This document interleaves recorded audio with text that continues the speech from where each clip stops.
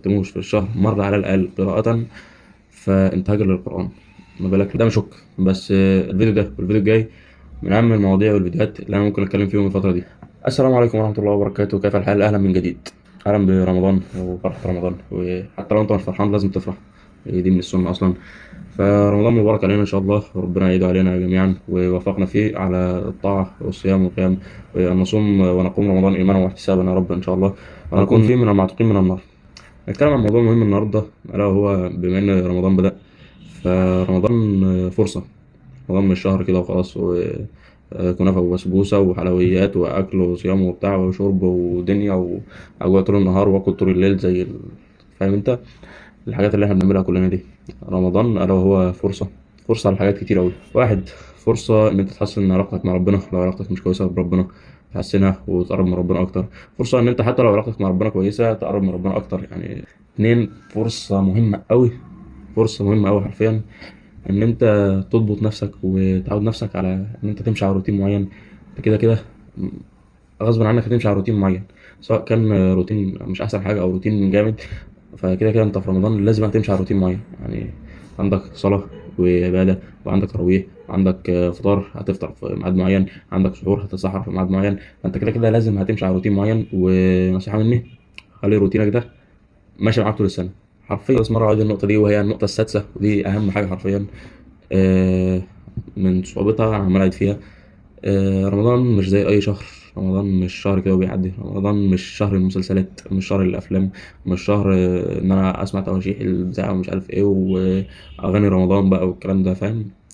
رمضان مش شهر التلفزيون، رمضان مش شهر الخروجات، مش شهر للعزومات، وركز مش شهر العزومات، مش الكرم مش مربوط بالعزومات. مش شرط ان انت تحضر عزومات، ودي رسالة لأي حد. انا من بتاع عزومات الشهر ده، السنة دي انا مش بتاع عزومات، انا عايز اركز في حاجة تانية، انا عندي حاجات تانية عايز اعملها. رمضان شهر عبادة، شهر قراءة قرآن، اللي احنا كلنا هاجرينه مهما كنت بتعمل ايه فانت هاجر للقرآن.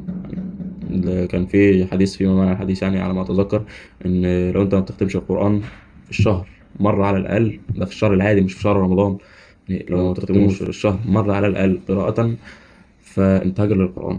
ما بالك لو ما بتختموش خالص؟ ما بالك لو ما بتفتحوش غير كله فين وفين؟ ما بالك لو ما بيجيش على بالك أصلا؟ يعني ما بالك لو أنت مش حافظ منه أي حرف؟ فاهم؟ في حاجات كتير.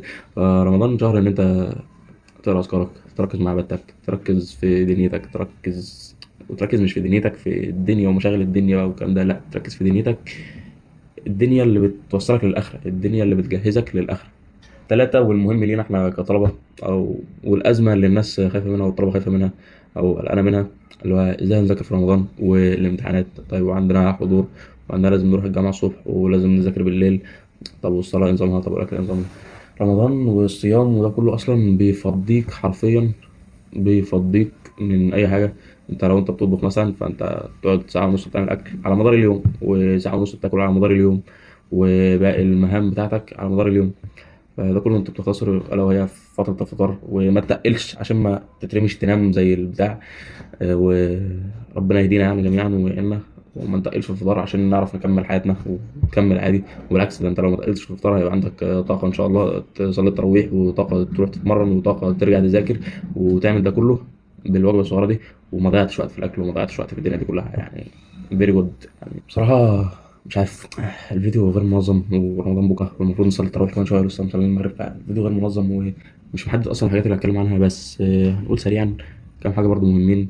أربعة، يعني لو أنت عايز توصل لجسم معين، أو عايز تخس أو عايز تزيد، فرمضان محجمك برضو إن أنت كده كده لازم تنتظم على حاجة معينة في الأكل. ولو عايز تخس فدي فرصة جامدة جدا، ولو عاوز تزيد فدي فرصة جامدة جدا برضو لو أنت عايز. خمسة وسريعا، رمضان بص، رمضان هيظبط كل حاجة عامة. عامة رمضان هيظبط كل حاجة، ولكن نقول إيه، قيام الليل، يعني قيام الليل حاجة مهمة أوي. ولو أنت ما كنتش بتقدر أو كنت بتكسل أو كنت بتعمل عشان أنت لوحدك بقى وفاهم هتكسل، لأ خلاص، كمان شوية، كمان نص ساعة خلص اللي وراه وشوف مش عارف، فأنت جالك فرصة معاك صلاة التراويح، صلاة في المسجد كل يوم جماعة. أنت عودت نفسك على قيام الليل يعني، هتبقى حاجة مهمة وجميلة جدا لو أنت اتعودت عليها من دلوقتي. ومعاك بقى قرآنك وحسناتك وأذكارك والدنيا جميلة كده يعني. وأهم حاجة ادعي إن ربنا يوفقك ويعينك في ده كله. والد واحد من زملائنا في التمرين وبتاع توفى قبل رمضان بأسبوع، وكان ما يعرفش إن رمضان السنة اللي فاتت كان آخر رمضان ليه. نسأل الله الرحمة يعني لوالده. ووالد أحد زملائنا في الجامعة توفى امبارح، ورمضان بكرة، نسأل الله الرحمة ليه. فدول كلهم ما كانوش يعرفوا إن ده رمضان اللي فات، رمضان 2025 كان آخر رمضان ليهم. ما كانوش يعرفوا إن آخر ليلة قدر في السنة اللي فاتت حضروها كانت آخر ليلة قدر فيهم. فاستغل رمضان ده كويس أوي، استغل رمضان ده كويس أوي. سيبك من المسلسلات، سيبك من الأكل، سيبك من ده كله.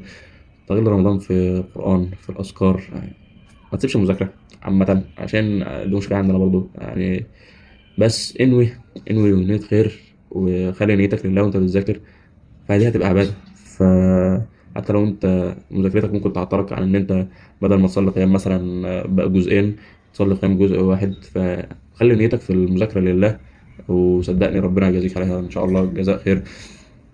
و... ولكن ما تسيبش عبادتك، يعني ما تسيبش عبادتك كلها على اساس ان انا هذاكر، وفي الاخر انت بتذاكر وانت مشغل اغاني اصلا، فاهم؟ وفي الاخر انت بتذاكر وذهنك مش حاضر اصلا، ونيتك هباب وعايز تكبر على الناس بالشهاده اللي انت تاخدها، فاهم؟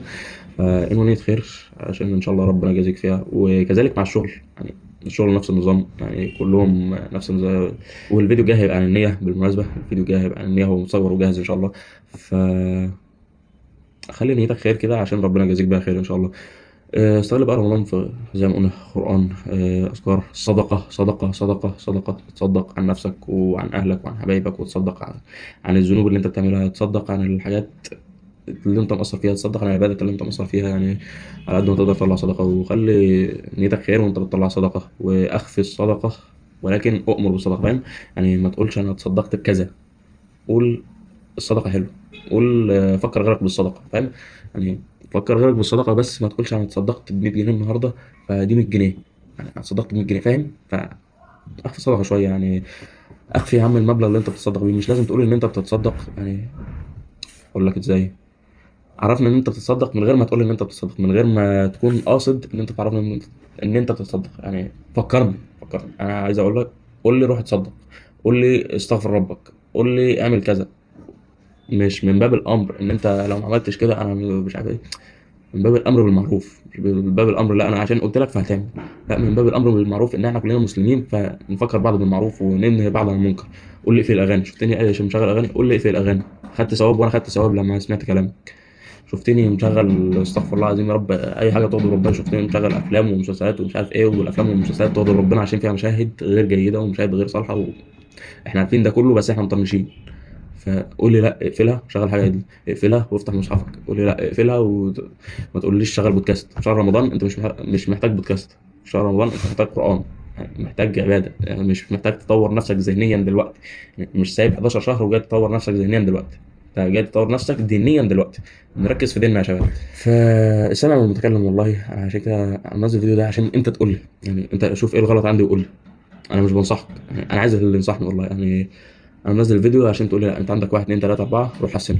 انت عندك واحد اتنين تلاته اربعه خمسه انت بتعملهم غلط، الغيهم خالص. فانصحني يا اسطى يعني. كن لي خير صديق، كن لي خير ناصح.